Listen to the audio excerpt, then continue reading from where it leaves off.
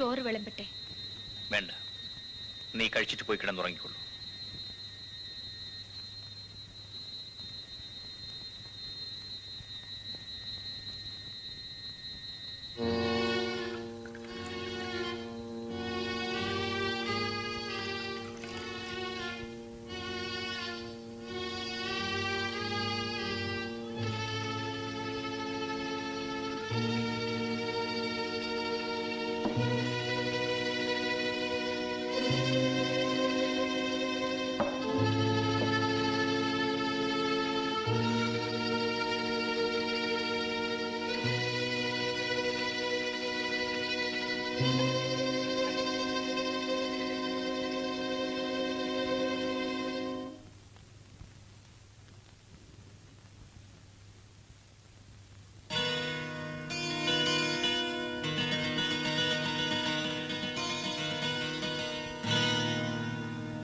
സാവിത്രി,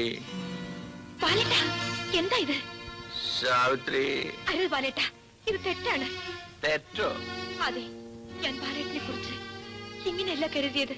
ദയവ് ചെയ്ത് പോയി കിടക്കൂ. നീ അല്ലെങ്കിൽ നിന്റെ തമ്പുരാട്ടി കിട്ടും വഴി എനിക്ക്.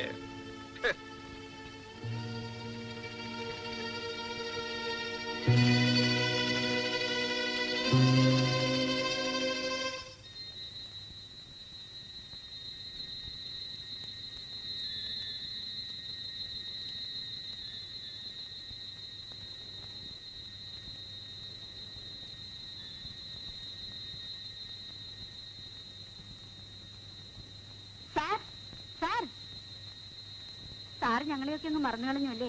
ആരാടി മാധവിയോ? നിന്നെ തേടി തന്നെ ഞാനും വന്നത്. അകത്തോട്ട് പോ. ചേട്ടാ, ചേട്ടാ, ചേട്ടാ, നമുക്ക് വീട്ടിലേക്ക് പോവാം. ഞാൻ വരൂല. ഞാനാ വിളിക്കുന്നത്. വരൂ, വരൂ.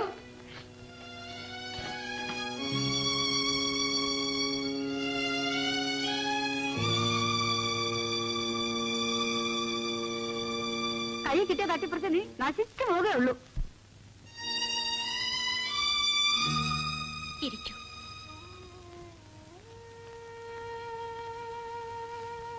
ചേട്ടാ, ഇത്രയും തരം താഴണമായിരുന്നു.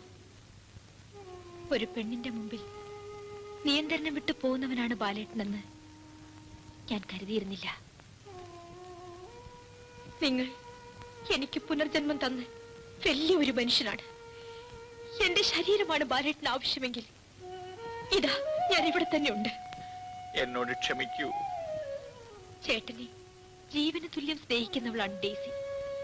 ഇങ്ങനെ തെരുവ് വേശികളെ തേടി പോകുന്നത് ചേട്ടൻ അവളോട് ചെയ്യുന്ന ദ്രോഹമാണ്. ഇല്ല, ഡെയ്സി അങ്ങനെ കാണാൻ എനിക്ക് കഴിയില്ല.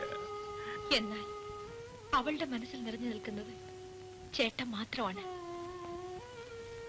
എനിക്കൊന്നും കേൾക്കണ്ട.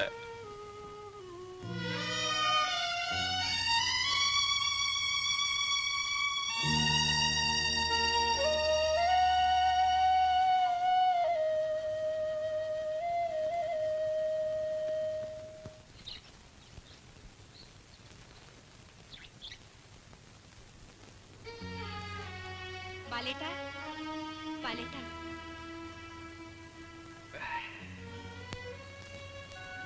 ചായ. സാവിത്രി, ഞാൻ ഇന്നലെ വളരെയധികം മദ്യപിച്ചു പോയി. എന്റെ അവിവേകത്തിന് എനിക്ക് മാപ്പ് തരൂ. അങ്ങയുടെ കാരുണ്യം കൊണ്ട് മാത്രം ജീവിക്കുന്ന എന്നോട് അങ്ങ് മാപ്പ് ചോദിക്കരുത്. ഇന്നലെ നടന്നതെല്ലാം ഞാൻ അപ്പോഴേ മറന്നു. നീ പറഞ്ഞതൊന്നും ഞാൻ മറന്നിട്ടില്ല.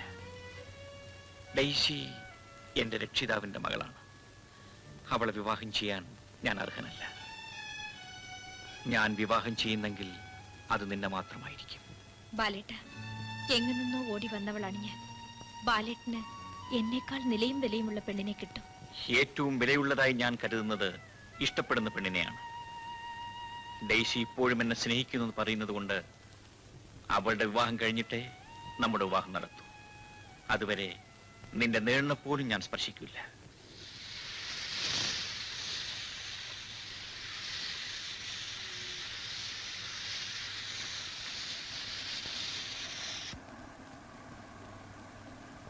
പടച്ചോനെ ഇതാരി സാവിത്രി കുട്ടി എങ്ങോട്ട് പോണു? ബാലേട്ടിന് ചോറ് കൊണ്ടു കൊടുക്കാൻ. സന്തോഷം. ഇപ്പോഴാണ് ബാലസാറിന് ഒരു മേൽലാസം ഉണ്ടായത്. കെട്ടിയവൻ ജോലിക്ക് പോയിരിക്കണം, കെട്ടിയവള് കെട്ടിയവന് ചോറും കൊണ്ടുപോകണം. ആ ചെല്ല് ചെല്ല്.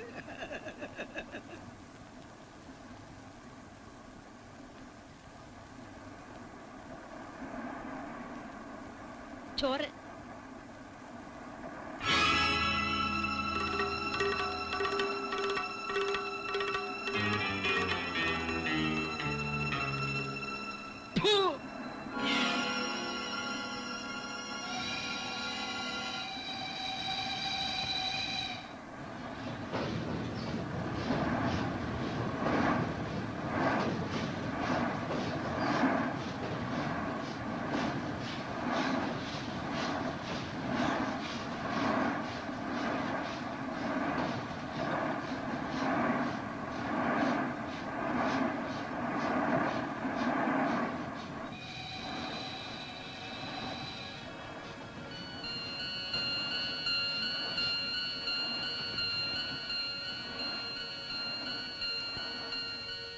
ഇവിടുത്തെ പതിവ് പുള്ളികളുടെ കൂട്ടത്തിൽ സാറിന് മാത്രമാണ് ഈയിടെ കാണാത്തത്.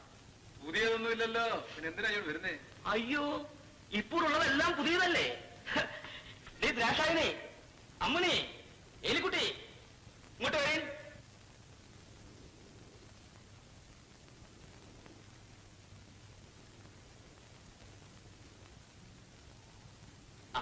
ഇത്രയും പേരാ ഇപ്പോഴുള്ളത്.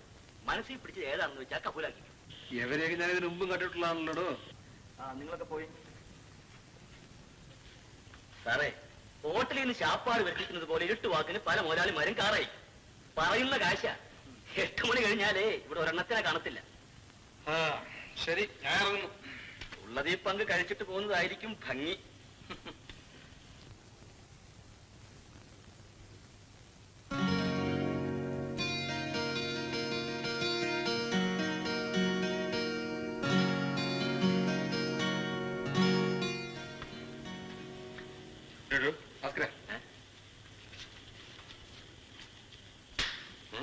ഇതെന്തിനാ ഒന്നിനും ഇഷ്ടപ്പെട്ടില്ലെന്ന് പറഞ്ഞ് ഇപ്പൊ വരുന്നത്?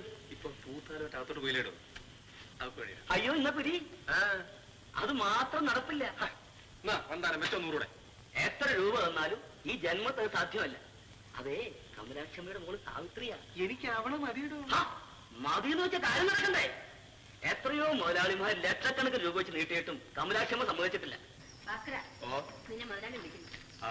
പിന്നെ കാര്യം കമലാക്ഷമ്മയോട് നേരിട്ട് അങ്ങ് പറഞ്ഞേക്ക്. എന്താ മണി? സാവിത്രിയെ എനിക്ക് വളരെ ഇഷ്ടപ്പെട്ടു. അവക്കൊണ്ട് ഞാൻ എന്ത് തുടങ്ങി?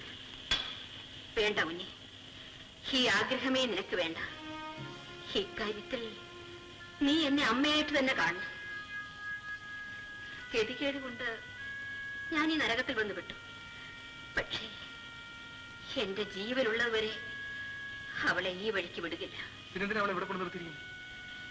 അവള് വെളി നിന്നാ പഠിച്ചത്. പഠിത്തം കഴിഞ്ഞു. ഇനി അവളെ ആരുടെ കൂടെങ്കിലും മാനമായിട്ട് പറഞ്ഞു വിടണം.